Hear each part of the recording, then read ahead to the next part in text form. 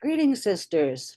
First, we're happy to announce that Lorraine Nolan has returned to her role as a member of WDI USA's Board of Directors. Welcome back, Lorraine. I'd also like to draw your attention to a new essay by Lesbian Bill of Rights International titled Freedom of Speech is Under Threat Globally, Why This Matters for Lesbians, that explores how laws sold as harm or hate now punish lawful expression, impacting women, including lesbians, who speak out, particularly about the harms of gender identity ideology.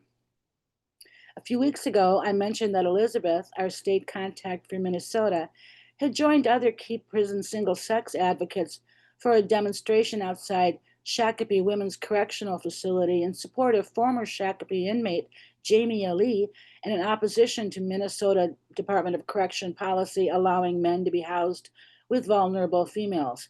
I'm pleased to share that a follow-up Get the Men Out rally will be held next weekend with both Jamie and Amy Ichikawa, founder of Woman to Woman, as scheduled speakers. In addition to WDI USA, other participating organizations include Wolf and Diag. Moving on to the news, Redux reports that the Federal Bureau of Prisons has been ordered to provide laser hair removal and other cosmetic services to convicted child pornographer and pedophile Brian Nanny Love Buckingham, who declared his woman identity just prior to being sentenced to 20 plus years for the horrific crime of sexually abusing his own 10-year-old son. While there has not yet been a ruling on the Bureau's objection filed in October, asking the court to either dismiss or pause Buckingham's case until a related class actions lawsuit is resolved, the preliminary injunction is likely to be reaffirmed. Last week, I mentioned pro athlete Elizabeth Eddy's call for the National Women's Soccer League to adopt clear eligibility standards in order to ensure fairness for female athletes, and that in short order she was viciously denounced by some of her teammates. On November 4th, the NSWL joined the fray, not by referencing Eddy, but rather by issuing a statement defending male athlete Barbara Banda, lauding his many contributions and proclaiming that they unequivocally stand with him.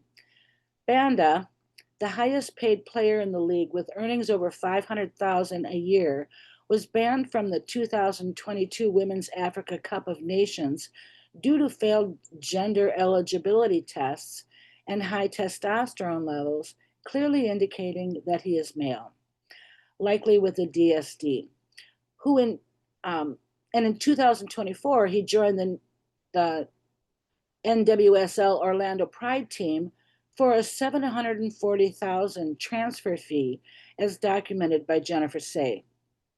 On November 5th, Jennifer offered $10,000 to the next NWSL player to stand up in defense of keeping women's soccer female, adding, "Stand with Elizabeth Eddy, and we at XXXY Athletics will stand with you." On the 4th, the Seattle Times reported that Washington's governor is working with legal counsel on a response to demands by a federal official that the state's child welfare agency stop requiring prospective foster and adoptive parents to commit to affirming a hypothetical child's gender identity, stating that its policies are inconsistent with the U.S. Administration for Children and Families' interpretation of the First Amendment.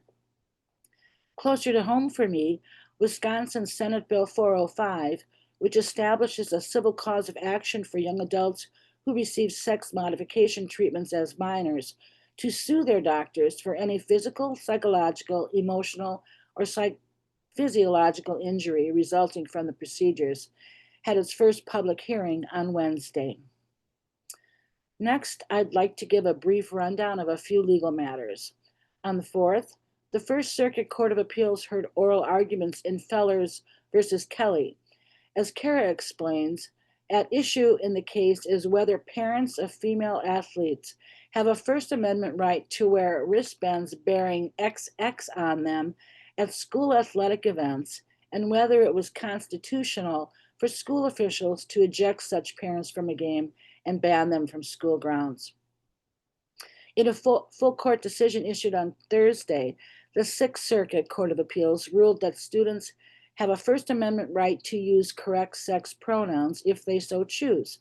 The case defending education versus Olentangy School District involves an Ohio public school district that requires its students to use preferred pronouns, which plaintiffs assert violates their right to free speech.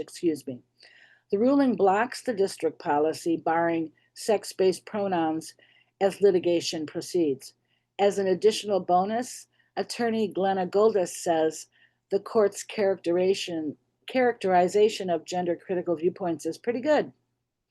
Also on Thursday, in the case of Trump versus Orr, the Supreme Court granted the Trump administration's request that it be allowed to enforce an executive branch policy requiring that all new passports accurately reflect the holder's sex. The High Court's brief, unsigned opinion temporarily put on hold prior rulings by a federal judge in Massachusetts that would have required the State Department to issue passports reflecting the sex designation of the holder's choosing, with 3 options on offer: M, F, or X. And finally, I'd like to give a shout out to Tish Hyman, the candid, courageous, 42-year-old Los Angeles-based Black singer, songwriter, and rapper who has gone viral this month for publicly objecting loudly, repeatedly, defiantly to males in women's locker rooms, who today was hailed by Mariah Burton Nelson as the new face of feminist fury. Last night, in a move that displays how far she has come since we all witnessed her peak in real time on social media, Tish attended what appears to be a listening session for California Rep. Scott Wiener, during which she confronted him directly about her concerns for women's safety. The 3.5-minute clip, was shared to X and is definitely worth a watch. Thank you.